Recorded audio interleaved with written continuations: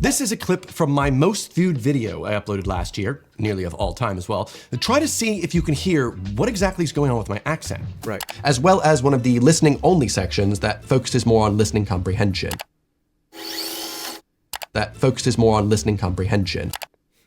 The way he said more and the O in focus. Did you catch that? Because I didn't really. To me, that just sounds normal, like that's my voice. But I got this one comment on the video with hundreds of likes on it that said, I have nothing productive to add except that the 2 seconds of British accent around 403 really tickled my brain. I got really excited when I got this comment, like, oh, did I randomly put on a British accent? How did I not catch that in the edit? That's fun. But then I listened to it. Focuses more on listening. Let's play that again. Focuses more on listening. I guess if I'm trying to hyper-analyze my accent, maybe the R was a bit soft, like more, but to my ears, I don't really hear it. But hundreds of people thumb. Yeah, because I think when we talk about an accent, there is, of course, a component that has to do with how you pronounce each single sound, whether the R is, whether it's a rhotic accent, non-rhotic accent, the way you pronounce your vowels and all of that. But there is also rhythm, there is pitch, there is pace, there is intonation. There's a lot that creates an accent. So even if, perhaps in this case, if I had to hyperanalyze it, I would say that, yeah, sure, the R wasn't the usual R you would expect with a, I want to say, general American accent, and maybe the O was slightly different to what you would expect, but I would still not call it an actual British accent, even if we are only talking about a few seconds. But regardless. People thumbed up this comment, so there must be something there, unless I'm just a moron. My name is Evan Ettinger, and after living in the UK for over 12 years, my accent is all sorts of broken, and nothing exemplifies this better than one simple word. How do you pronounce this word? Mobile. Yeah, it's almost a trick question. It depends on the context. Because I've lived in both the US and the UK, I've somehow managed to get myself into a position where I'm wrong on both sides of the pond. Right. Let me explain. In the US, you would call this a cell phone. This is because it is a phone that connects through cell towers. Do people even use, I mean, that's really cool that he's telling us where cell comes from, the cell towers. I thought that was really cool. I never heard the expression cell tower when I was in England, but I don't know, maybe that's how they called them here in the US. However, I would argue that those are just phones now. No one really uses it. Do people ever even call it cell phone or mobile anymore? These days, though, the term cell phone does feel a bit dated as iPhone, smartphone, or just... Okay, I'm sorry, Evan. I need to just let him speak, okay? Because he's right.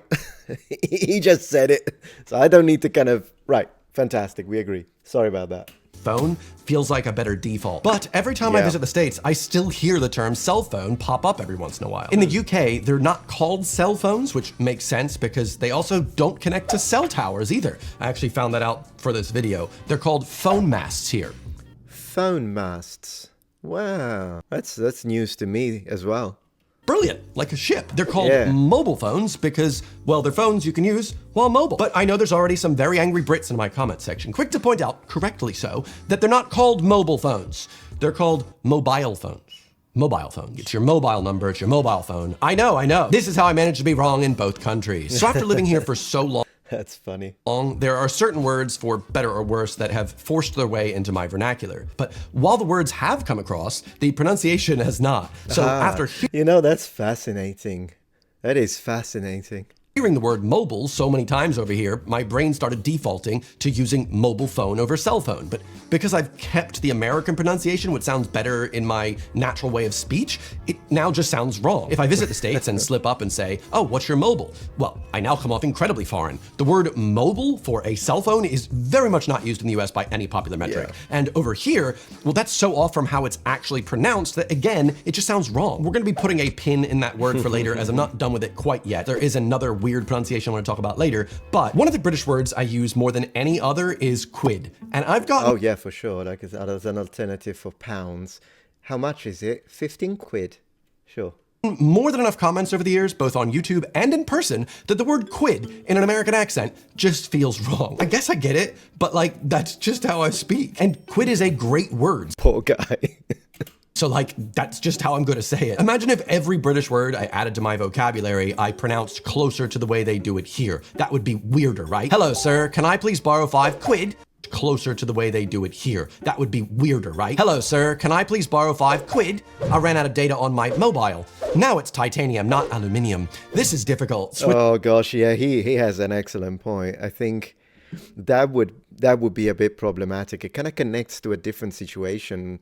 We can extend this when it comes to the pronunciation of foreign words. Like, should you keep it? Should you pronounce it in the way it's pronounced in that language when you're using them as you speak English? Or is that going to be a problem? I'll get back to this because I think it would be very interesting as an extension to this point, which is an excellent point. Switching between the accents like that really does my head in. But I honestly don't mind it that much, as my accent, the way I speak, and the words that I use are representative of my entire life so far. I got a few comments from Canadians on my video last month on nutrition labels in the US and the UK, surprised that I call Kraft mac and cheese Kraft dinner, as they thought, wait, only Canadians call it that. Well, I think you'd be right, but I'd learned that that's what Canadians called it like over a decade ago, and then I started calling it Kraft dinner too because I thought the name sounded much better. I think it's fun. I do that with a lot of words, even ones that aren't in English. I love the way the German word schade sounds so much that I use it regularly even in English conversation. Partner drops her ice cream, schade. Friend can't make it to my party, schade. It sounds better than shame or what a pity, so I use that even if I'm not even pronouncing it the right way at the right time. When I first moved to the UK, one thing When it comes to that in Italian, I would say che peccato. Che peccato. That's how we say it. Che peccato. It means what a sin. Although etymologically it's connected to what a pity. found odd was that some friends of mine would put on a completely different voice when they made YouTube videos. The UK as a culture places a lot of stock on how you pronounce things because the people here intrinsically link how you sound to your social class. The tiniest, minute differences in how you pronounce things can get you relentlessly bullied in school for sounding either too posh, upper class, or even too chavvy, too lower class, or just different. There's always some sort of inherent judgment being made, and it's not something I really want to be a part of necessarily. But by having a completely foreign accent, I managed to avoid this judgment for the most part. You know, that's an interesting point because in my experience in the UK, it's true that the Brits are fixated with accents. They will talk about accents. It will become a topic of conversation, but not as a negative judgment, at least not in my personal experience. It was just chit-chat. Like a lot of the times people will focus on how I pronounced things or the accent of my colleague, and then we'll speak about it, and then they'll say, oh, when you say this word, you sound English. When you say this word, you sound Australian. When you say this word, you sound Italian. When you say this, but it was just fun. Like I never experienced, not any of my, like I had an Asian colleague, I had a couple of American colleagues, I had an Eastern European colleague, and this conversation happened a lot.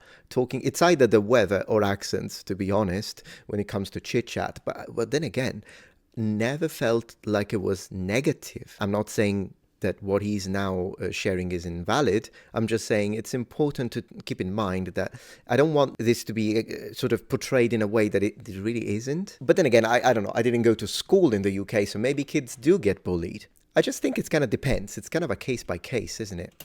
With Brits probably defaulting after hearing my voice, just thinking, he's just some bloody Yank, which, yeah, fair enough. But back to the story of my friend who made videos. She felt embarrassed by her Essex accent as it placed her in a category. She experienced judgment because of her accent. So when she made videos, she tried to present herself as more of a BBC sounding voice, a more standard British television presenter voice. So that way she was elevated, I suppose. And I have another friend who tried changing her chavvy accent to a more posh one around the age of 18. And I know many similar stories to this. I'm sure that most Brits in my audience can relate to this in some way. But one of the reasons that I love London so much is that it is such an international city. Like where I'm from, it's a big mixture of people from all over the place. So sounding different is actually quite difficult. Different to what? Well, to be honest, different to the local English population.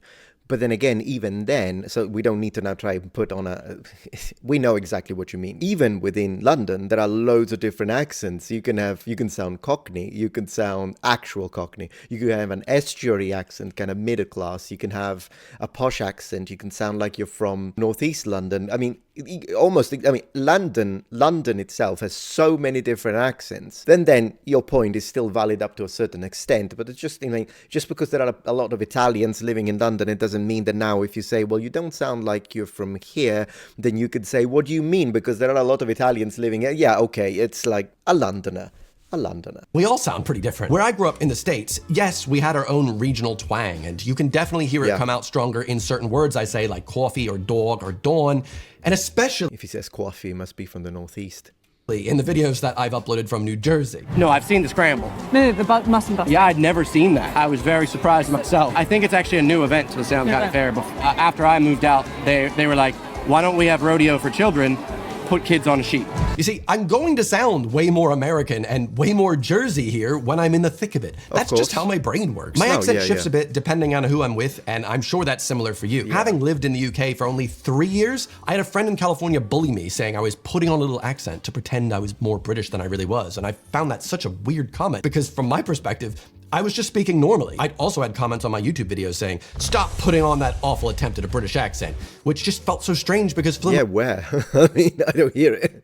Most part, I'm not. That's my accent. It's all over the place and all sorts of broken. Yes, I also got comments on my video with Lawrence saying, neither of our accents have changed at all, which is bizarre. So I have people saying, you sound like you're putting on a weird British accent. And then I have others saying, you sound the same. And obviously when I put on more stronger enunciated voices like that, I do default to some strange carnal New Jersey accent. I don't know where it comes from. I feel like my internal dialogue is very much the same as I sound here, but stop me if this is something that you've also experienced. I remember when I had never left the country of the USA before, I remember watching lots of YouTube videos. And at the time, there was like 2 or 3 British YouTubers that were really, really popular. And I watched their videos like all the time. I found them amazing. And because I was watching so many British YouTubers all of a sudden, I started dreaming in a weird British accent, what my brain thought of as a British accent, which was pretty much just these 2 or 3 different YouTubers. And then sometimes I had thoughts which came in a British accent. And that's so strange because I don't have that now. I think it was just an overexposure in a short amount of time of this specific type of accent when I was like, I don't know, 18 or so. And my brain was like, is that how we're gonna sound now? Oh, that's interesting.